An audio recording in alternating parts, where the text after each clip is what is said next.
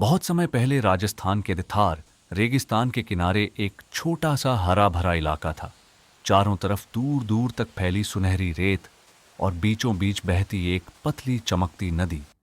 उस नदी के किनारे एक छोटा सा जंगल था जो रेगिस्तान के बीच किसी जन्नत से कम नहीं लगता था। यहाँ अलग अलग तरह के जानवर शांति से रहते थे। इसी जंगल में एक सियार रहता था जिसका नाम था कंदू। कंदू बहुत चालाक और तेज दिमाग वाला था। वह हर काम में अपना फायदा ढूंढता था। अगर उसे कहीं फायदा दिख जाए तो वह बिना सोचे दूसरों का इस्तेमाल कर लेता था। उसी इलाके में एक बड़ा और शांत स्वभाव का ऊंट भी रहता था जिसका नाम था भोला। भोला अपने नाम की तरह ही सीधा सादा और नेक दिल था। वह कभी किसी का बुरा नहीं सोचता था और हमेशा दूसरों की मदद करने के लिए तैयार रहता था। एक दिन नदी के किनारे पानी पीते समय दोनों की मुलाकात हुई। कंदू मुस्कुराते हुए बोला, अरे भाई, तुम यहाँ नए हो क्या? भोला ने धीरे से जवाब दिया। हाँ, मैं अभी कुछ ही दिन पहले यहाँ आया हूँ। कंदू बोला, मैं तो यहीं का रहने वाला हूँ। अगर चाहो तो हम दोस्त बन सकते हैं। भोला को उसकी बात अच्छी लगी। उसने बिना सोचे कहा, क्यों नहीं? दोस्ती से बढ़कर और क्या होता है? उस दिन से दोनों रोज नदी के किनारे मिलने लगे। सुबह और शाम वे नदी के किनारे बैठते, ठंडी हवा का आनंद लेते और अपनी अपनी बातें करते। भोला अपने पुराने सफर की कहानियां सुनाता, रेगिस्तान की गर्मी, लंबी यात्राएं और कठिन रास्ते। वहीं कंधू अपनी चालाकी की कहानियां सुनाता, कैसे उसने कई बार दूसरों को बेवकूफ बनाया।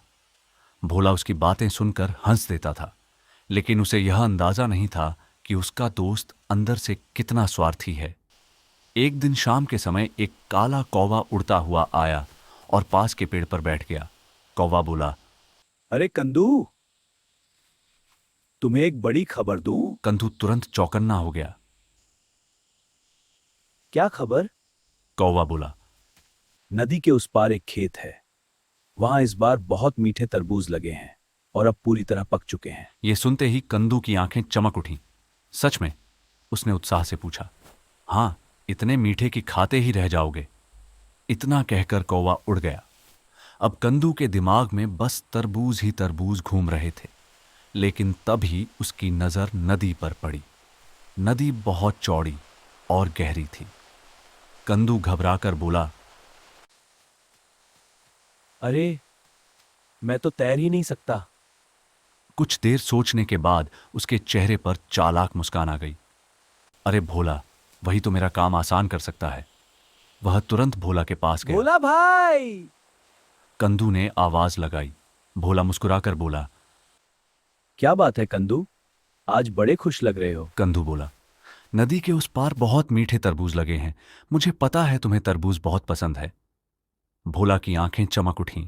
सच में? मुझे तो बहुत दिनों से तरबूज खाने को नहीं मिले।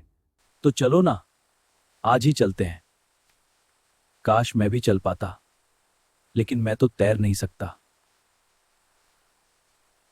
अरे, इसमें क्या बात है? तुम मेरी पीठ पर बैठ जाना, मैं तुम्हें आराम से नदी पार करा दूंगा। बस यही सुनना था। कंधू के चेहरे पर चालाक मुस्कान आ गई। अगली सुबह दोनों नदी के किनारे पहुंचे। भोला धीरे धीरे पानी में उतरने लगा। पानी पहले उसके पैरों तक आया, फिर पेट तक और फिर गर्दन तक, लेकिन भोला मजबूत था। वह आराम से नदी पार करने लगा। कुछ ही देर में दोनों खेत तक पहुंच गए। चारों तरफ बड़े बड़े हरे पौधे और उन पर लटके लाल लाल तरबूज देखकर भोला खुशी से उछल पड़ा। वाह, इतने सारे तरबूज! कंदू तो पहले ही दौड़ पड़ा। उसने एक बड़ा तरबूज फोड़ा और खाने लगा। रस उसके मुंह से टपक रहा था। कुछ ही देर में उसका पेट भर गया, लेकिन तभी उसे अपनी अजीब आदत याद आई। वह जोर जोर से चिल्लाने लगा। भोला घबरा गया। अरे कंदू, मत चिल्लाओ, किसान सुन लेगा। लेकिन कंदू बोला, मेरी आदत है, पेट भरते ही आवाज निकालनी पड़ती है। और उसने जोर से चिल्लाना शुरू कर दिया। किसान ने आवाज सुन ली। वह लाठी लेकर दौड़ा। कंदू तुरंत भागकर झाड़ियों में छुप गया, लेकिन भोला का विशाल शरीर छुप नहीं सकता था। किसान ने उसे देख लिया और गुस्से में उसे डंडों से मारने लगा। भोला दर्द से कराहता रहा। आखिरकार किसान ने उसे खेत से भगा दिया।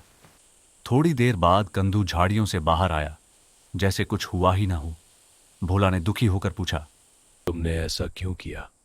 कंदू हंसते हुए बोला। अरे यार, मेरी आदत है। भोला चुप हो गया।